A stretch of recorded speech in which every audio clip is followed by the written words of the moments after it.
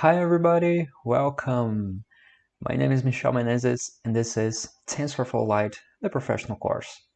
I'm gonna be your instructor during this first week, so thanks so much for your presence. I hope you enjoy and let's get started. The goal of this course is to enable students to build mobile products based on machine learning at the edge. However, our goal is not only to teach you how to use TensorFlow Lite, because tflite is only a tool, even though it's a great one. Our ultimate goal here is actually to teach you the fundamentals of model compression and optimization, so you can take all of that knowledge and apply it to your particular problem, no matter if you plan to work with TensorFlow Lite or PyTorch Mobile or any other framework for machine learning at the edge. There are many reasons this course is relevant. Here, we name a few.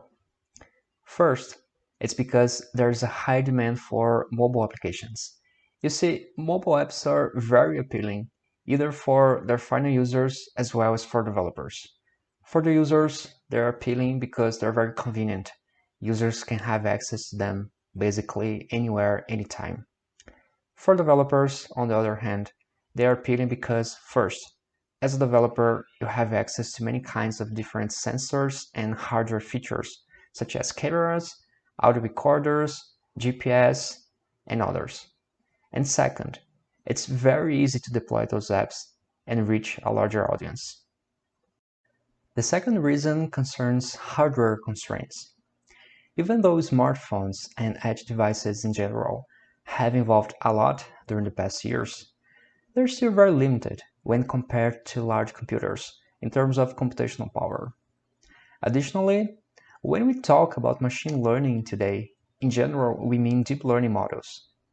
Those models are usually very large and they demand a lot of computational power to train and to perform inferences. Hence, running deep learning models in edge devices still represents a big challenge. One very popular option to overcome those challenges is to have access to a model hosted in the cloud by performing HTTP requests to a web API. Although that approach has been successful in some commercial cases, it requires the user's data to be shared with an external machine, which brings risk to the final application. Also, it may damage the confidence the user has about the app. During this course, we're going to learn how to run machine learning models 100% in the user's device, so there's no need to expose their data to external agents. Finally, this course is relevant because it enables engineers to power mobile applications with machine learning capabilities. As we know, machine learning can solve problems we don't know how to solve via deterministic methods. For instance, think about face detection, speech recognition, language translation, and so on. By efficiently integrating those methods into mobile apps, many different highly profitable opportunities emerge in terms of products and services we can build. And what is the target audience of this course? First, this course is intended for machine learning engineers who already know how to train, validate, and test ML models, but don't know how to deploy them to edge devices such as smartphones. And even if they do, perhaps they don't know how to measure the performance of their models, so they can work on those models and optimize the whole application. Second, this course is for mobile software engineers who already know how to develop and deploy mobile apps and have none or almost no knowledge about machine learning, but want to incorporate the technology into their current or future mobile projects. Finally, this course is for enthusiasts of AI and mobile applications. No matter if you are already working in industry, if you are an academic, or maybe if you're still at college. If you have an interest in both of those technologies, this course is definitely for you. And who is going to be your instructors during this course? Well, I already presented myself, but again, my name is Michel Menezes, and I'm a software engineer with a focus on machine learning and artificial intelligence in general. I have experience working with those areas in both academia and industry. And the second instructor is going to be Luis Hayes. Luis is a software engineer specialized in embedded systems, and he also has a background in mechatronics engineering. It'll be a pleasure for both of us to be your instructors during all of this course. Finally, let's see what you learned throughout this course. We organized this course in 4 weeks.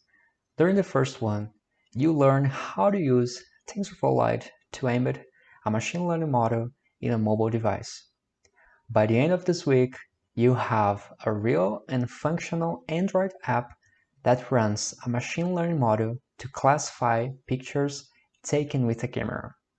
Oh, and this first week is totally for free.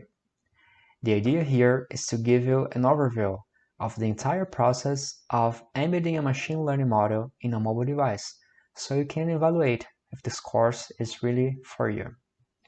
Assuming it is, during the second week, you learn how to measure the performance of your embedded model while running in a mobile device in terms of CPU and memory usage.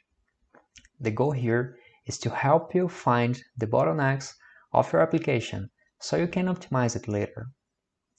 During the third week of this course, you learn many techniques that can help you optimize your model for running in mobile devices, such as model quantization, pruning, and clustering.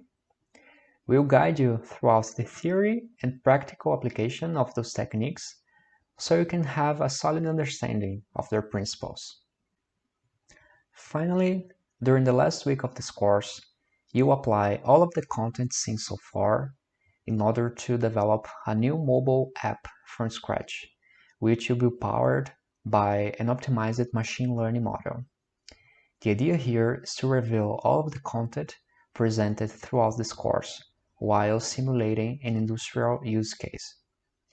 It's important to mention, all of those weeks have both theoretical and practical content.